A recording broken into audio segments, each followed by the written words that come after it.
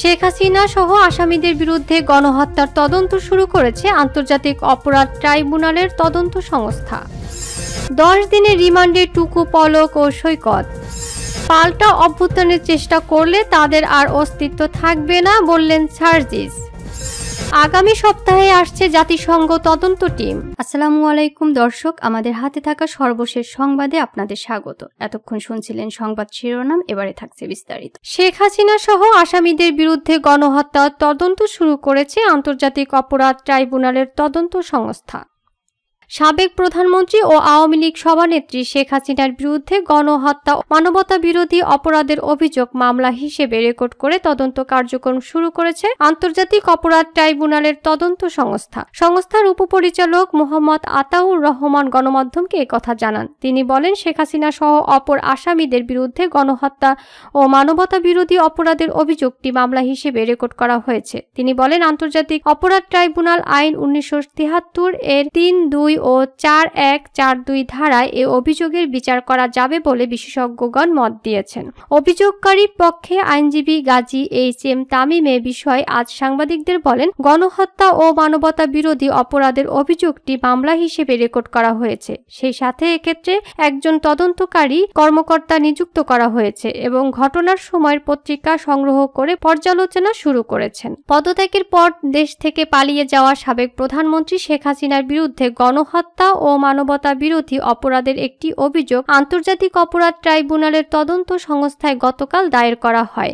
কোটা সংস্কার আন্দোলনে শহীদ আরিফ আহমেদ সিয়ামের বাবা মোহাম্মদ বুলবুল কবিরের পক্ষে আবেদনটি করেন সুপ্রিম কোর্টের আইনজীবী গাজী এইচ.এম. তামিম। আন্তর্জাতিক অপরাধ ট্রাইব্যুনালের তদন্ত সংস্থায় কোঅর্ডিনেটর বরাবর এই অভিযোগ দায়ের করা হয়েছে। অভিযোগ রেজিস্টারভুক্ত করে আন্তর্জাতিক অপরাধ ট্রাইব্যুনাল আইন 1973 এর 8 ধারা অনুযায়ী আসামিদের বিরুদ্ধে তদন্তপূর্বক ব্যবস্থা গ্রহণের আবেদন করা হয়। আবেদনে 15 জুলাই থেকে 5 আগস্ট পর্যন্ত ঘটনার তারিখ হিসেবে উল্লেখ করা হয়েছে। এছাড়া এ সময় আহত হয়ে পরবর্তীতে বিভিন্ন তারিখে নিহতরা এর আওতায় থাকবে। ঘটনার স্থান হিসেবে উল্লেখ করা হয়েছে সমগ্র বাংলাদেশকে। অপরাধের ধরন বলা হয়েছে আসামিদের নির্দেশে ও পরিকল্পনায় অন্যান্য আসামিরা দেশীয় এবং আগ্নেয়াস্ত্র দ্বারা নির্বিচারে গুলিবর্ষণ করে বৈষম্য বিরোধী ছাত্র আন্দোলনকারী সাধারণ নিরস্ত্র ছাত্র জনতাদের হত্যা করে তাদের সমূলে বা আংশিক নির্মূল করার উদ্দেশ্যে গণহত্যা ও মানবতা বিরোধী অপরাধ সংগঠনের অপরাধ। যাদের বিরুদ্ধে অভিযোগ আনা হয়েছে সাবেক প্রধানমন্ত্রী ও আওয়ামী লীগ সভানেত্রী শেখ হাসিনা, সাবেক সেতুমন্ত্রী ও সাধারণ সম্পাদক ওবায়দুল কাদের, সাবেক স্বরাষ্ট্রমন্ত্রী আসাদুজ্জামান খান কামাল, সাবেক ডাক ও টেলিযোগাযোগ প্রতিমন্ত্রী জুনায়েদ আহমেদ পলক, সাবেক তথ্য প্রতিমন্ত্রী মোহাম্মদ আলী আরাফাত এবং তৎকালীন সরকারের কতিপয় মন্ত্রী, প্রতিমন্ত্রী ও সংসদ সদস্য, সাবেক পুলিশ মহাপরিদর্শক চৌধুরী আব্দুল্লাহ আল মামুন, সাবেক অতিরিক্ত পুলিশ মহাপরিদর্শক ও ঢাকা মহানগর গোয়েন্দা প্রধান হারুন আর রশিদ, ঢাকা মহানগর পুলিশের সাবেক কমিশনার হাবিবুর রহমান ও কতিপয় অসাধু পুলিশ কর্মকর্তা ও সদস্য, র্যাবের সাবেক মহাপরিচালক মোহাম্মদ হারুন আর রশিদ ও কতিপয় অসাধু র্যাব কর্মকর্তা ও সদস্য সহ অজ্ঞাতনামা অস্ত্রধারী আওয়ামী লীগ, ছাত্রলীগ ও যুবলীগের নেতাকর্মী, সংগঠন হিসেবে আওয়ামী লীগ, যুবলীগ, ছাত্রলীগ ও অঙ্গ সংগঠন সমূহ। অভিযোগে বাদী ও অন্যান্য সাক্ষীদের পাশাপাশি গত 16 জুলাই থেকে 6 আগস্ট পর্যন্ত বিভিন্ন গণমাধ্যমে প্রকাশিত প্রতিবেদন ডকুমেন্টস হিসেবে দাখিল করা হয়েছে। বৈষম্য বিরোধী ছাত্র আন্দোলনে ছাত্র জনতার বিপ্লবের মাধ্যমে সংগঠিত অভ্যুত্থানে পদত্যাগ করে গত 5 আগস্ট দেশ ছাড়েন সাবেক প্রধানমন্ত্রী আওয়ামী লীগ সভাপতি শেখ হাসিনা। এরপর নোবেলজয়ী অর্থনীতিবিদ ডক্টর মোহাম্মদ ইউনূসের নেতৃত্বে অন্তর্বর্তীকালীন সরকার শপথ গ্রহণ করেন। 10 দিনের রিমান্ডে টুকু, পলক ও সৈকত।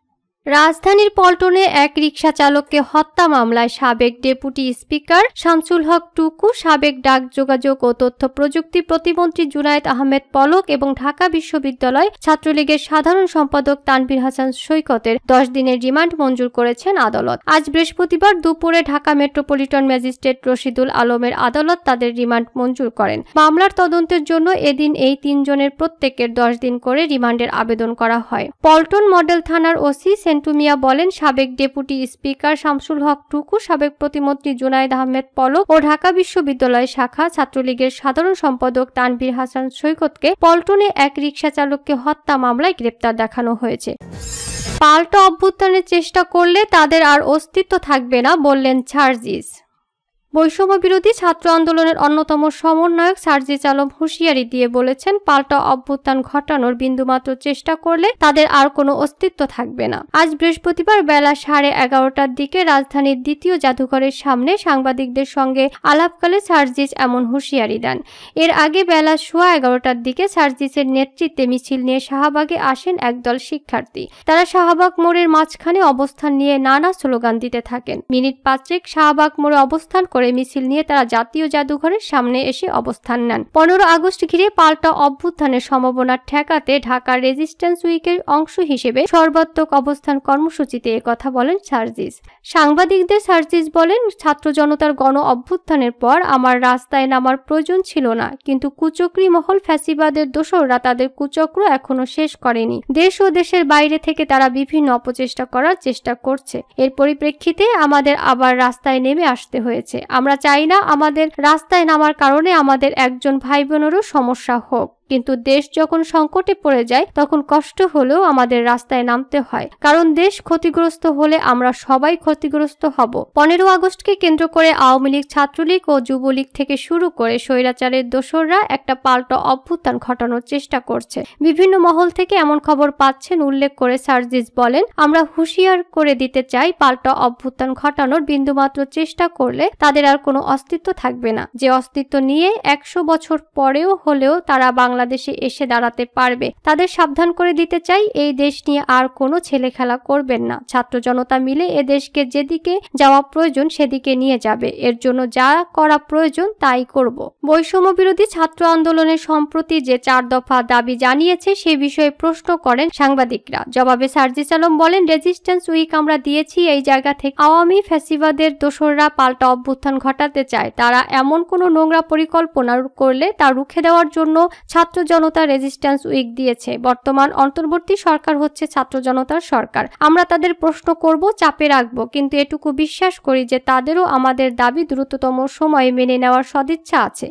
ইতিমধ্যে দুর্নীতি, ক্ষমতার অপব্যবহার, অর্থ পাচার ও লুটপাটে অভিযুক্তদের গ্রেপ্তার করা শুরু হয়েছে। এক্ষেত্রে সরকারের মধ্যে কোনো দীর্ঘসূত্রতা দেখলে আমরা বলে দিচ্ছি, তাদের যেমন আমরা ওই গদিতে বসাতে পারি তেমনি নামাতেও পারি। সার্জিস আরো বলেন, বিগত 16 বছরে কোথাও একটি পিলার নির্মাণ করা হলেও তার ক্রেডিট শেখ হাসিনাকে দেওয়া হয়েছে। তাহলে এ দেশে যে নামে বেনামে হিসাবে বেহিসাবে আমাদের যে ভাই বোনদের হত্যা করা হয়েছে তার ক্রেডিটও খুনি হাসিনার কাছে যায়। এই সাম্যের বাংলাদেশে আমরা চাই ওই খুনি হাসিনারও এমন বিচার হোক, যেটি একপেশে নয়। খুনির জন্য আমরা ন্যায্যতার কথা বলছি। আজ সকাল থেকে বৈষম্য বিরোধী সাংস্কৃতিক জোট ব্যানারে একদল ব্যক্তি শাহবাগের ট্রাফিক পুলিশ বক্সের সামনে অবস্থান নিয়ে বক্তব্য দিচ্ছেন। বক্তব্যের পর সেখানে চলছে গান।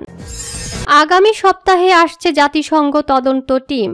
ছাত্র আন্দোলনের গুলিতে বিক্ষোভকারীদের হত্যার ঘটনায় আগামী সপ্তাহে বাংলাদেশে আসছে জাতিসংঘ তদন্ত টিম। বৃহস্পতিবার সকাল 10:30টায় অন্তর্বর্তী সরকারের পররাষ্ট্র উপদেষ্টা মোহাম্মদ তৌহিদ হোসেনের সঙ্গে এক বৈঠক শেষে একথা জানান বাংলাদেশের জাতিসংঘ আবাসিক সমন্বয়কারী গোয়েন লুইস। তিনি বলেন, আগামী সপ্তাহে জাতিসংঘের টিম আসবে, তবে কর্মপরিধি এখনো ঠিক হয়নি। এ সময় ছাত্র আন্দোলনের গুলিতে বিক্ষোভকারীদের হত্যার ঘটনার তদন্তে যাবতীয় খরচ জাতিসংঘ বহন করবে বলে জানান তিনি। এর আগে তদন্ত শুরু করতে জাতিসংঘের বিশেষজ্ঞদের একটি টিম শীঘ্রই বাংলাদেশে আসবে বলে অন্তর্বর্তী সরকারের প্রধান উপদেষ্টা প্রফেসর ডক্টর মোহাম্মদ ইউনূসের সঙ্গে বুধবার ফোন কলে একথা জানান জাতিসংঘের মানবাধিকার বিষয়ক প্রধান ভলকার তুর্ক।